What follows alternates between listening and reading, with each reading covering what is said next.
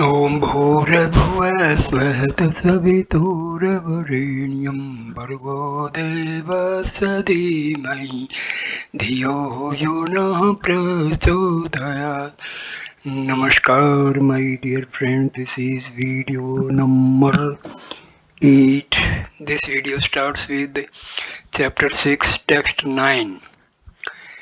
या आद्यो भगवान पुंसाम ईश्वरो वै भवन किला लोकास्या तमसान्धयास्या चक्षुः Surya इवोदितः.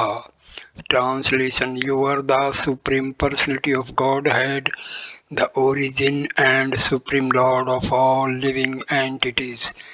You have arisen to disseminate the rays of the sun in order to dissipate the darkness of the ignorance of the universe. Purport: Kapila Manu is accepted as an incarnation of the Supreme Personality of Godhead, Krishna. Here the word Adya means the origin of all living entities, and Pumsam Ishvara means the Lord Ishvara of the living entities.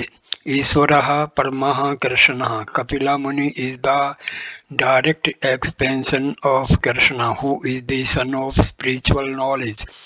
The sun dissipates the darkness of the universe, and when the light of the Supreme Personality of Godhead comes down, it at once similarly dissipates the darkness of Maya. We have our eyes, but without the light of the sun, our eyes are of no value. Similarly, without the light of the Supreme Lord or without the divine grace of the spiritual master, one cannot see things as they are. In this universe, Devhuti also addresses her son as Bhagwan. Bhagwan is the Supreme Person. If we could just use a little common sense, we could understand that an organization requires a leader. Without a leader, we cannot organize anything. Foolish philosophers say that the universe automatically came into being by nature. They say that in the beginning there was a chunk, and this cosmic manifestation came out of that chunk of matter. But where did this chunk come from? The fact is that there must be a brain, a leader behind anything organized.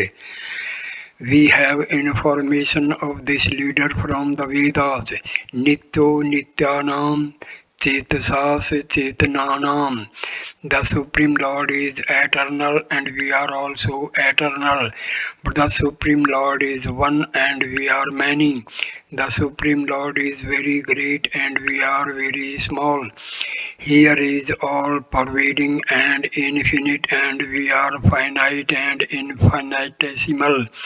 Even if we analyze the creation, we will find that not everyone is on the same level. One person is more intelligent or opulent than another. If we analyze things in this way, we will come to the demigods, and among them we will find that the most important demigod is Lord Brahma. He is the original creature within this universe, yet he is not the most intelligent being. It is said that in the beginning, Brahma received knowledge from the Supreme Personality of Godhead. Recently, newspapers are reporting that faith in a personal God is diminishing. This means that people are becoming more and more foolish. This is natural in Kali Yuga. For as the age of Kali progresses, bodily strength, memory, and merit and mercy diminish. We actually see that the present generation is not as strong as the previous. People also have short memories. We also understand that sometimes people are killed while other people pass by not caring. Thus, mercy is also diminishing because everything is diminishing. God consciousness is diminishing also. Therefore, it is natural to receive news that faith in a personal God is diminishing. In Bhagavadgita, chapter 7, stanza number 15, one who does not accept a personal God is described as a mudha, a fool. Namam duskirtino mudha prapadyante naradhammaha masya paharata janjnana asurdam bhavam astirtaha. Those miscreants who are grossly foolish, lowest among mankind, whose knowledge is stolen by illusion, and who partake of the atheistic nature of demons, do not surrender unto me.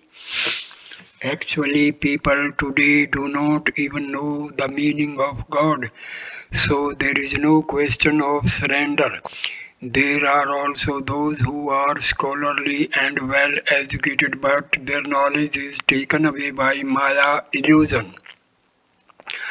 Although they may superficially hold degrees, they have no real knowledge. They are also asuras, demons who simply defy God, saying, I am God, you are God, why are you searching for God? There are many gods loitering in the street. Take care of them. Therefore, it is not surprising that newspapers report that faith in personal God is decreasing.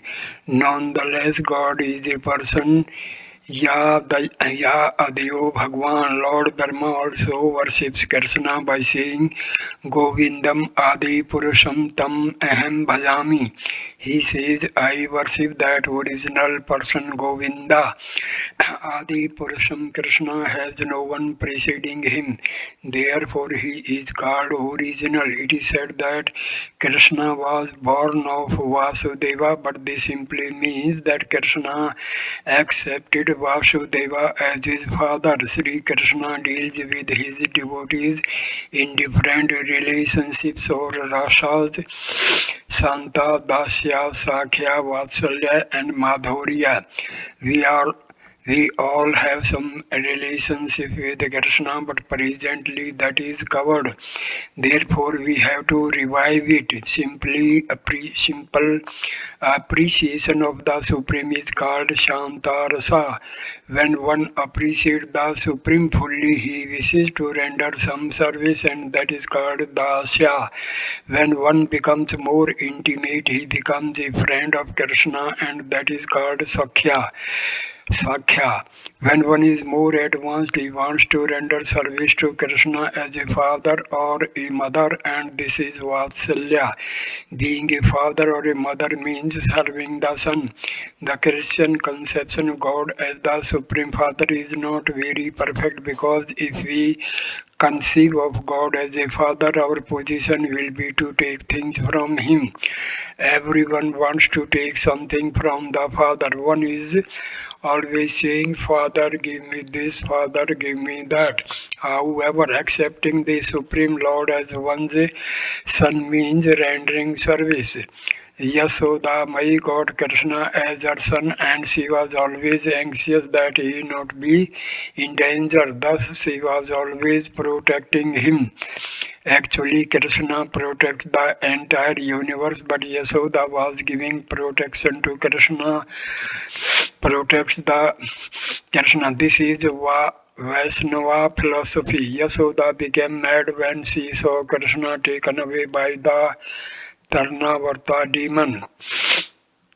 However, Krishna became so heavy that the demon could not fly in the sky, and thus the demon fell to the earth and died. Yasoda immediately said, God has saved my Krishna. She then began to thank some other god, some devata. She did not know that Krishna is the supreme personality of Godhead. If she had thought of Krishna as the supreme personality of Godhead, the relationship between mother and son would have been destroyed. Therefore, Krishna was playing just like an ordinary child, and Mother Yasoda was treating him as her son. Krishna's friends, the cowherd boys, did not consider him the Supreme Lord either. The gopis even used to chastise Krishna. If a devotee can have such a relationship with Krishna, why should he want to become one with God? It is better to be God's father, God's controller. This is Bhakti Marga, the path of devotional service. A devotee does not want to be equal to God or one with God, he simply wants to render service. In order to understand the absolute truth, we have to understand the meaning of a Bhagwan. Devhuti was not an ordinary woman, she was the wife of Kardama Muni, a great yogi. She had obviously learned something from her husband, for had she not been very exalted, how could Bhagwan Kapilava have become her son? Everyone should know what is Bhagwan and take lessons from Bhagwan. Lord Kapila is Bhagwan and he personally instructed his mother in Samkhya philosophy. By this knowledge we can develop or awaken our dormant love for God. Then we can see God when our eyes are anointed with a love for Him. Indeed, we can see God everywhere and at all times. We will see God and nothing but God. We will see God not only within our hearts. If we go to the ocean, we will see God. If one is a little thoughtful, he will see that the great ocean stays in its place. The ocean has received its orders not go beyond such and such a limit. Any intelligent man can see God while walking down the beach. However, this requires a little intelligence. People who are asses, mudhas, those Kirtis cannot see God, but those who are intelligent can see God everywhere because God is omnipresent. He is within the universe and within our heart, and He is even within the atom. Why are we saying that we cannot see Him? God says, try to see me in this way, but if you are too dull, then try to see me another way. What is the easy way? Krishna says in Bhagavad-gita, I am the taste of water. Is there anyone who has not tasted water? He also says, I am the light of the sun. Is there anyone who has not seen sunshine? Then why are people saying, I have not seen God? First of all, we have to try to see God. It is as easy as ABCD. When we see God everywhere, we will see the personal God, then we will understand Bhagwan Pumsam Ishvaraha. Bhagwan is Ishvara, the controller. We are not independent. No one can actually say, I am independent. We are bound tightly by the modes of material nature. And yet we are thinking that we are independent. This is simply foolishness. Therefore, it is said that all the people in the material world are blinded by the darkness of ignorance. When people are blind out of their ignorance, they say there is no God, I cannot see God. Then God comes as Krishna or Kapil and says, here I am, see my features, I am a person, I play the flute and enjoy myself in Vrindavana. Why can't you see me? Thus God comes, explains himself and leaves behind his instructions. Bhagavad Gita. Still people are so foolish that they claim not to understand God. If we try to see God through the instructions given to Devhuti by Lord Kapila, our lives will be successful. Text number 10.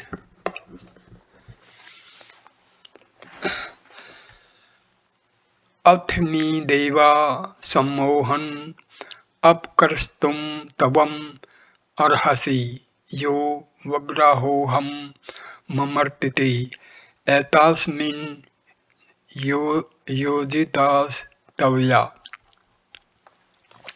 Translation. Now be pleased, my Lord, to dispel my great delusion due to my feeling of false ego. I have been engaged by your Maya and have identify myself. Text number 10. This is Maya with the body and consequent bodily relations. Maya is the false ego of identifying one's body with one's self and of claiming things possessed in relationship with the body. In Bhagavad-gita, 15th chapter, the Lord says, I I am sitting in everyone's heart, and from me comes everyone's remembrance and forgetfulness. Devhuti has stated that false identification of the body with the self and attachment for bodily possessions are also under the direction of the Lord. Does this mean that the Lord discriminates by engaging one in his devotional service and another in sense gratification? If that were true, it would be an incongruity on the part of the Supreme Lord, but that is not the actual fact. As soon as the living entity forgets his real constitutional position of eternal servitorship to the Lord and wants instead to enjoy himself by sense gratification, he is captured by Maya. This capture leads to the consciousness of false identification with the body and attachment for the possessions of the body. These are the activities of Maya, and since Maya is also an agent of the Lord, it is indirectly the action of Lord. The Lord is merciful. If anyone wants to forget him and enjoy this material world, he gives him full facility, not directly but through the agency of his material potency. Therefore, since the material potency is the Lord's energy, indirectly it is the Lord who gives the facility to forget him. Devhuti therefore said, my engagement in sense gratification was also due to you. Now kindly get me free from this entanglement. By the grace of the Lord, one is allowed to enjoy this material world, but when one is disgusted with material enjoyment and is frustrated, and when one sincerely surrenders unto the lotus feet of the Lord, then the Lord is so kind that he frees from one entanglement. Krishna says therefore in Bhagavad Gita, first of all surrender and then I will take charge of you and free you from all reactions of sinful activities. Sinful activities are those activities performed in forgetfulness of our relationship with the Lord.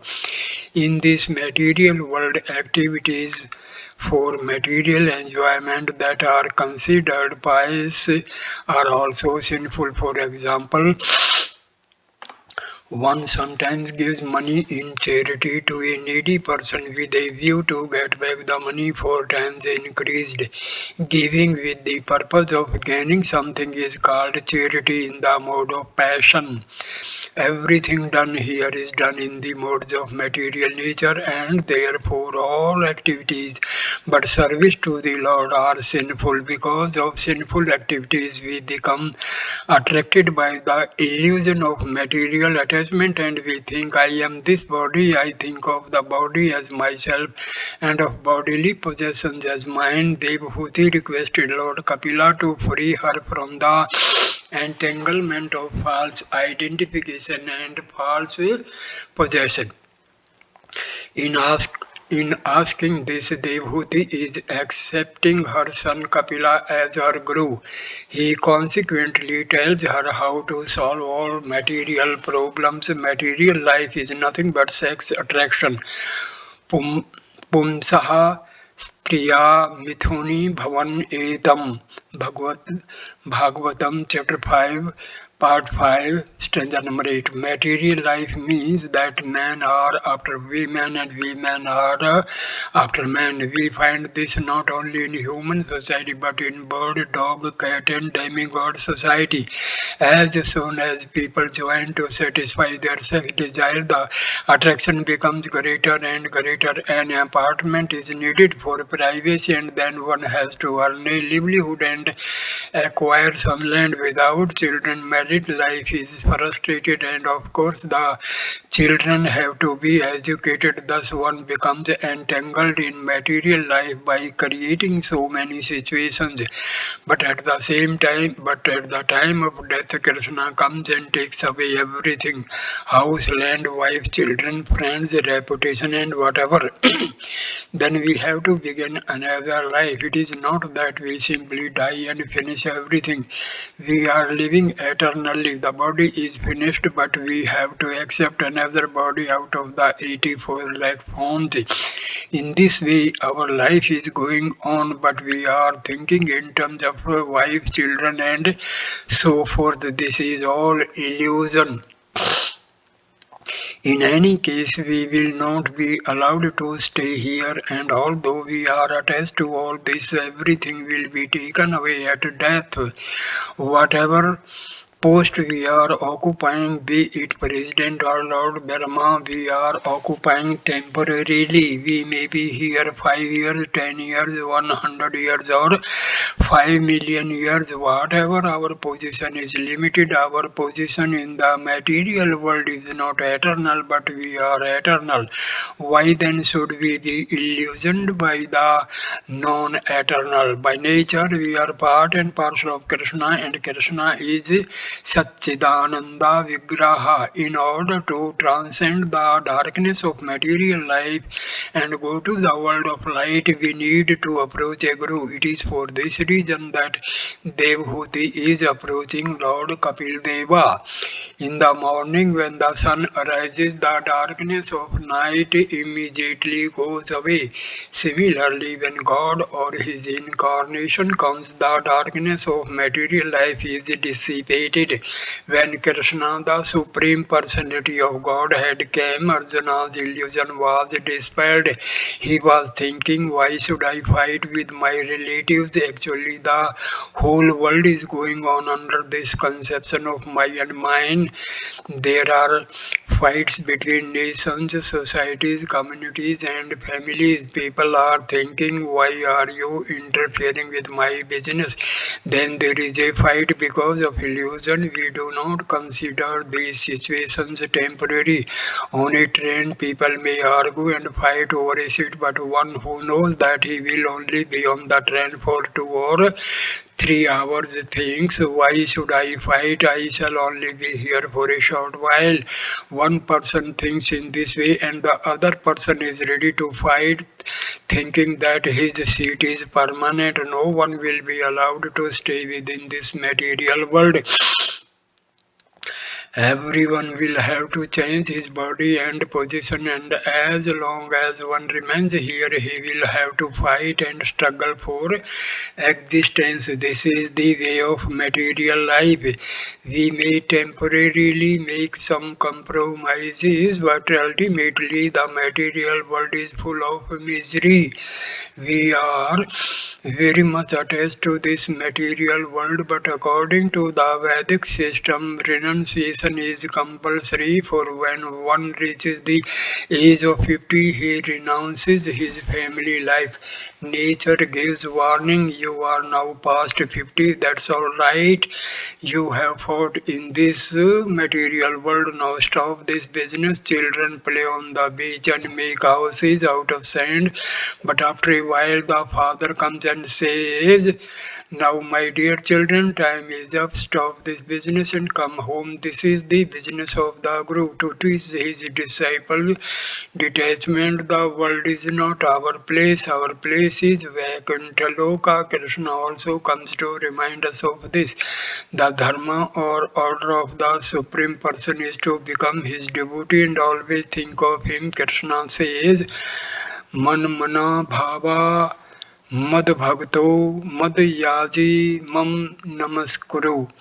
Engage your mind always in thinking of me, offer obeisances and worship me. In this way, Krishna opens the door, but we unfortunately do not accept him. Krishna tells Arjuna, because you are my friend, I am revealing to you the most confidential dharma. What is that? Simply surrender unto me. This is the dharma taught by the Supreme Personality of Godhead, and Krishna's incarnation and his devotability is the same dharma. We are all after happiness, but we do not know how to enjoy happiness. We want to enjoy our senses, but it is not possible with these covered false senses. The senses must be opened, and that is the process of purification. We are thinking of ourselves according to so many false material identifications, but we should take Sri Chaitanya Mahaprabhu's advice. Jivira Savarupa Haya Krishnitra Nityadasa. We must come to understand I am the eternal servant of Krishna. After all, our senses are employed for the satisfaction of somebody, either for ourselves or for someone else.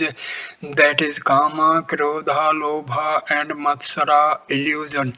If we are not serving our own lusty desires, Kama, we are serving anger, Krodha. If I am the master of anger, I can control my anger, and if I am the master of my desires, I can control my desires. In any case, I am a servant, and my service should be transferred to Krishna. That is perfection of life. If we are situated in the transcendental position bhakti, we can understand Krishna. Krishna cannot be understood by mental speculation, otherwise, he would have said that he could be understood by jnana, karma, or yoga. However, he clearly says, Bhaktaya mam abhijanati. Only by devotional service can I be understood. If we want to know Krishna as he is, we have to accept the process of bhakti. It is this bhakti process that Kapil Deva will reveal to devotee. Text number 11. Tam tava gataham sarvanam sarnayam savabhartaya sansara trau kuttharam जिज्ञास्यं प्रकाशते पुरुषस्य नमः सद्धर्मा विदः वरिष्ठम्. Devhuti continued, I have taken shelter of your lotus feet because you are the only person of whom to take shelter. You are the axe which can cut the tree of material existence. I therefore offer my obeisances unto you, who are the greatest of all transcendentalists, and I inquire from you as to the relationship between man and woman and between spirit and matter. Purport. Samkhya philosophy, as is well known, deals with Prakriti and Purusha. Purusha is the Supreme Personality of Godhead, or anyone who imitates the Supreme Personality of Godhead as an enjoyer, and Prakriti is nature. In this material world, material nature is being exploited by the Purushas or the living entities. The intricacies in the material world of relationship of the Prakriti and Purusha, or the enjoyed and the enjoyer, give rise to samsara or material entanglement. Devhuti wanted to cut the tree of material entanglement, and she found the suitable weapon in Kapila Muni. The tree of material existence is explained in the 15th chapter of Bhagavadgita as an Aswatha tree whose root is upward and whose branches are downward. It is recommended there that one has to cut the root of this material existential tree with the axe of attachment. What is the attachment? The attachment involves Prakriti and Purusha. The living entities are trying to lord it over material nature. Since the conditioned soul takes material nature to be the subject of his enjoyment, and he takes the Position of the enjoyer. He is therefore called Purusha. Devhuti questioned Kapila Muni, for she knew that only he could cut her attachment to this material world. The living entities in the guise of men and women are trying to enjoy the material energy. Therefore, in one sense, everyone is Purusha, because Purusha means enjoyer and Prakriti means enjoyed. In this material world, both so-called men and women are imitating the real Purusha. The Supreme Personality of Godhead is actually the enjoyer in the transcendental sense, whereas all others are Prakriti. In Bhagavad-Gita, matter is analyzed as a apra or inferior nature, whereas beyond this inferior nature there is another superior nature, the living entities. Living entities are also Prakriti or enjoyed, but under the spell of Maya, the living entities are falsely trying to take the position of enjoyer. That is the cause of samsara bandha or conditioned life. Devhuti wanted to get out of conditioned life and place herself in a full surrender. The Lord is Saranya, which means the only worthy personality to whom one can fully surrender, because he is full of all opulences. If anyone actually wants relief, the best course is to surrender unto the Supreme Personality of Godhead. The Lord is also described here, and Dharma Vidam Varishtham. This indicates that of all transcendental occupations, the best is eternal loving service unto the Supreme Personality of Godhead. Dharma is sometimes translated as religion, but that is not exactly the meaning. Dharma actually means that which one cannot give up, that which is inseparable from oneself. The warmth of fire is inseparable from fire. Therefore, warmth is called the dharma or nature of fire.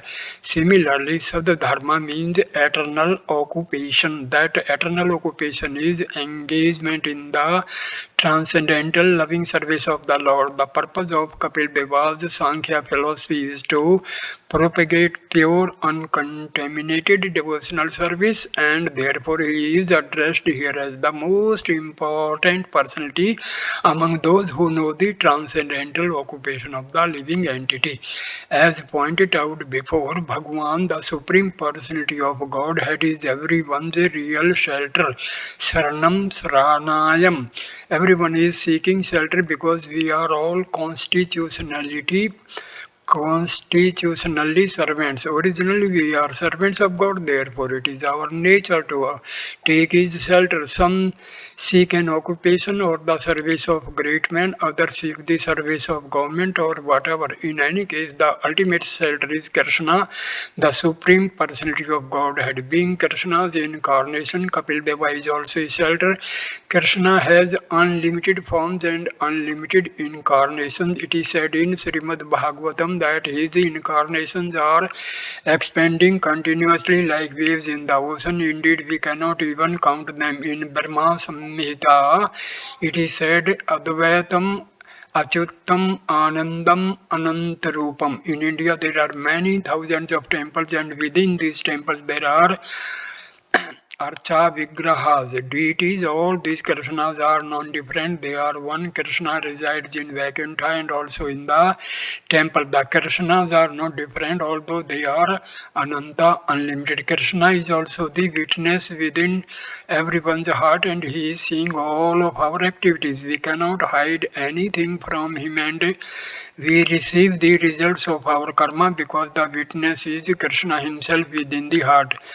How then we can avoid him? Without Krishna's permission, we cannot do anything.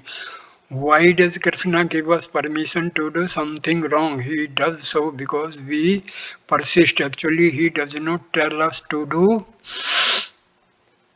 anything other than surrender unto him. We want to do something and Krishna may sanction it, but we go ahead and do it at our own risk. Krishna is not responsible. However, we should know that without the sanction of Krishna, we cannot do anything. That is effect. Actually, we are constitutionally servants of Krishna, even though we may declare ourselves independent, we are not. Rather, we are servants falsely declaring that we are independent. Self-realization is understanding that we are dependent on the Supreme Personality of Godhead, and Chaitanya Mahaprabhu says. I conclude this video here. Next video will start with as Chaitanya Mahaprabhu says. Text number 11. Thank you for watching this video. Please like, comment and share the video. Subscribe the channel. Thanks. Namaskar.